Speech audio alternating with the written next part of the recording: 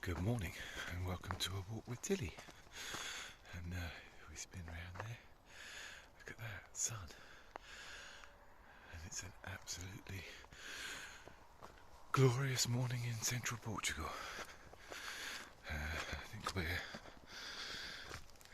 set for a lovely warm autumnal day today. Absolutely beautiful. I'm going to have to excuse if my breathing becomes slightly heavier, but I'm not used to hiking up hills yet, not hill hardened. So it always seems a little harder work. Okay, so today, what has happened over the last couple of days? Well, obviously, in the UK at the moment, everything is dominated by the head of state dying.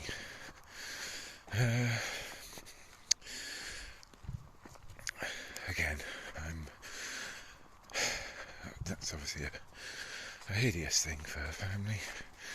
As we all know, losing anyone in your family who is the loved head of your family is deeply upsetting. But my concern is still more with the job it has done of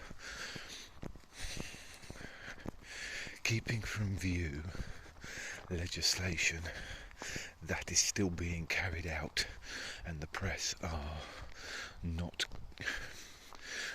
covering in the depth or with the reach that they would normally have. So fracking is back. They've done it. They've slipped it through Parliament. It's ludicrous, frankly. Not necessarily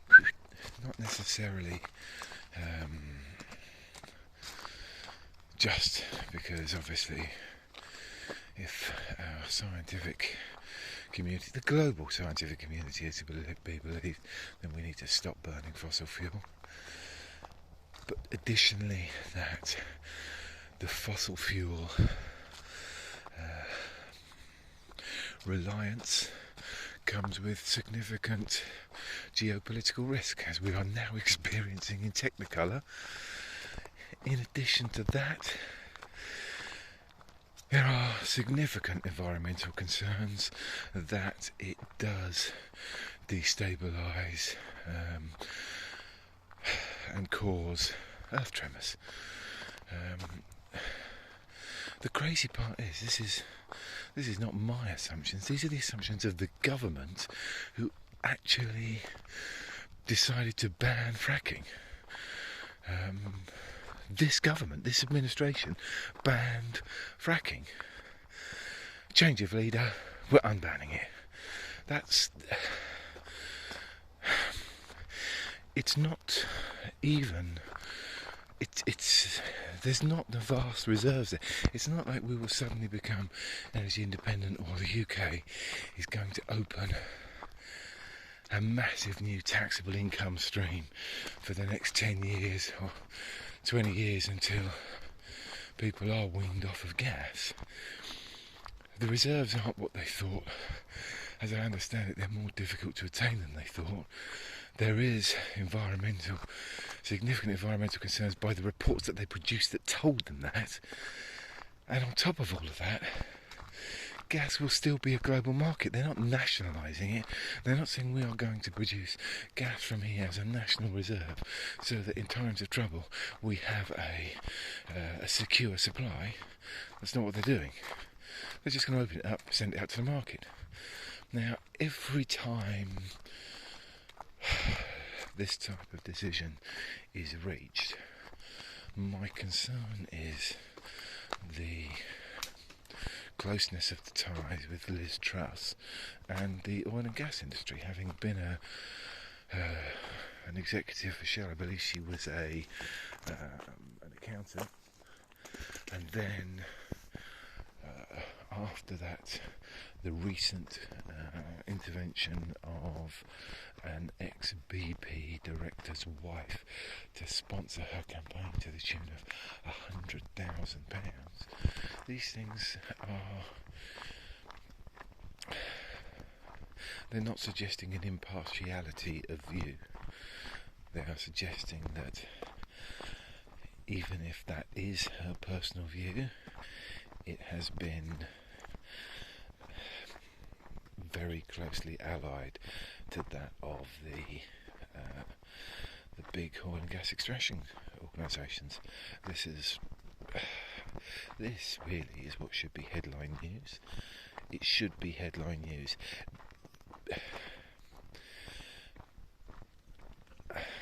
I don't want to appear, I never have, I don't tie my colours to the mast of any particular organisation.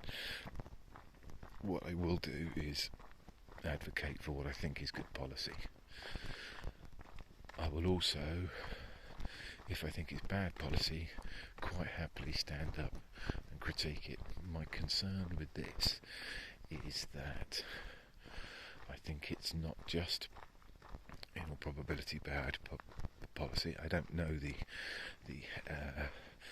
I haven't read the reports about the environmental concerns, but my guess is if the Conservative government had turned around and banned it, they must be reasonably secure that there are significant issues.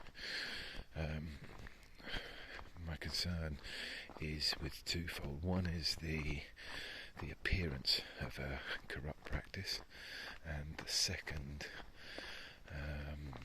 is the ludicrously shallow level of media intervention.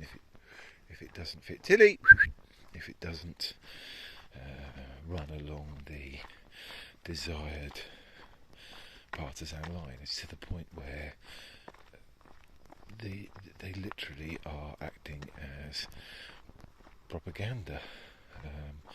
Okay, so my point would be, let's take, for example, Keir Starmer.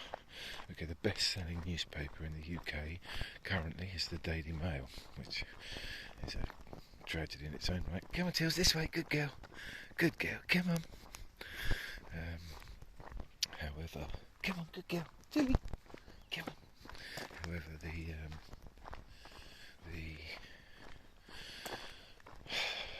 so the Daily Mail ran for 10 days straight headlines discussing the leader of the opposition drinking a beer and, come on, Tills, good girl, this way, good girl, come on, girl, Tilly, come on, good girl, this way. And during lockdown, which they eventually got the police to investigate, Tilly, to which point they found nothing. So, not having a headline when the Tilly, come on, good girl, Tilly, come, good girl, come on then. You know, Tilly likes to go into the village because there are tidbits that she can find, and being a Labrador, she is run by a stomach. Anyway, so they ran for 10 days straight headlines discussing this point, which was then reinvestigated to police and found by nothing. No retractions, no apologies, nothing after that. Okay, so that's your position. You're convinced, your investigative journalists are convinced they've uncovered something, you're going to stick with it. However, if news then arises that the leader of the country, the Prime Minister theirself, has made pro-oil and gas decisions that directly benefit their profit, their bottom line, their business, and at the same time has accepted £100,000 to their campaign funds from someone incredibly closely linked to the oil and gas industry, how's that not of equal importance? At worst, equal importance. At best, it should be everywhere. But it isn't. All our media are interested in currently is the loss of our monarch, which, although sad for her family and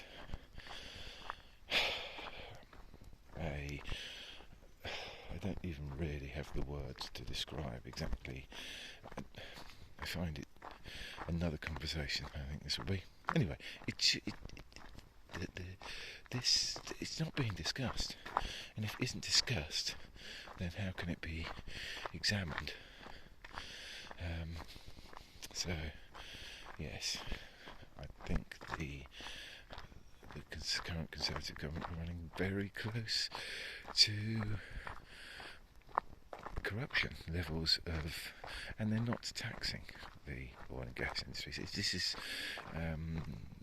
so I think there's definitely the potential for this to be not just appearing corrupt, there is the potential for it to be corrupt.